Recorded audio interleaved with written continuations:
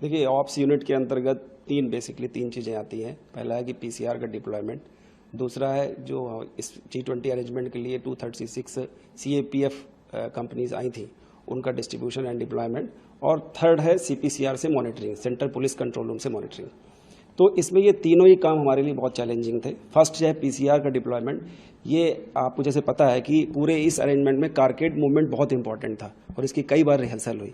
इस carcade movement smooth चले, इसके लिए traffic unit, security unit, communication unit ने बखूबी अपना काम किया, लेकिन साथ में पूरे रूट को सिक्योर करने का काम डिस्ट्रिक्ट पुलिस के साथ मिलकर के पीसीआर यूनिट ने किया।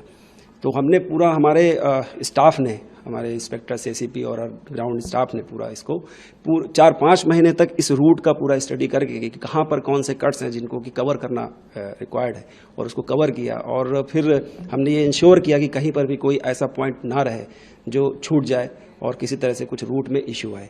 तो कई सारे रूट्स थे, क्योंकि होटल्स ज़्यादा थे। स्टार्टिंग में हमें बताया गया था कि 25 से 26 होटल्स रहेंगे। उन सारे होटल्स को किस तरह से ITPO में क्या रूट बनेगा, या उन होटल्स तक IGI से कौन सा रूट बनेगा, या फिर होटल से राजघाट का कौन सा रूट बनेगा, उन सारे रूट्स को हमने काफ़ी डीपली स्टडी किया और फिर ये देखा कि हमारी कितनी गाड़ियाँ लगेंगी। टोटल हमारी इस अरेंजमेंट में 365 गाड़ियाँ जो रूट पे डिप्लॉय हुई, 365 जो पीसीआर गाड़ियाँ थी। और इसके साथ QRT 110 QRT, जिसमें ITBP कमांडोज थे, वो जो होटल्स थे, जो इम्पोर्टेंट वेन्यूज़ थे, जैसे ITPO, Rajghat and Jaipur house, Hyderabad house, इन जगहों पर भी डिप्लॉय की गई थी। दूसरा पार्ट है 236 CAPF कंपनीज का डिप्लॉयमेंट। वो बहुत इंपॉर्टेंट था, क्योंकि हमें 2 पार्ट थे इसमें। एक तो जो G20 से इफेक्टेड एरियाज़ हैं, वहाँ पर ज़्यादा से ज़्यादा डिप्लॉयमेंट करना, ऐसे कंपनीज को वहाँ पर देना। साथ में जो उनसे एडजेसेंट डिस्ट्रिक्ट्स हैं या बॉर्डर के डिस्ट्रिक्ट हैं, वहाँ पर भी लॉ एंड ऑर्डर को मेंटेन करने के लिए CAPF को देना, सो दैट कि law and order point of view से किसी तरह का कोई इशू ना आए। इसके साथ अनशेड्यूल्ड प्रोग्राम्स में फोर्स को तुरंत अरेंज करना, साथ में पीसीआर को अरेंज करना, जिससे कि उस रूट में कोई इशू ना आए।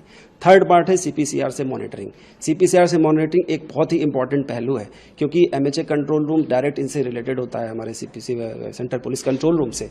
वहाँ पर 3 दिन मैं भी वहाँ पर अपनी पोजीशन रखा और कंटिन्यू हमने मॉनिटर किया कॉल्स की मॉनिटरिंग, क्योंकि किसी भी कॉल्स को हम लाइटली नहीं ले सकते थे उस दौरान पे। कभी भी लाइटली नहीं लिया जाता है, लेकिन उस दौरान पर हर कॉल्स की प्रॉपर मॉनिटरिंग, लॉजिकल कंक्लूजन तक पहुंचाना, और साथ साथ जितने भी तरह के अरेंजमेंट हो रहे हैं उनकी अरेंजमेंट रिपोर्ट लेना और उसको सीनियर ऑफिसर्स तक या फिर MHA कंट्रोल रूम तक पास ऑन करना। ये सारे हमारे चैलेंजेस थे जिनको हमने बखूबी ध्यान रखा और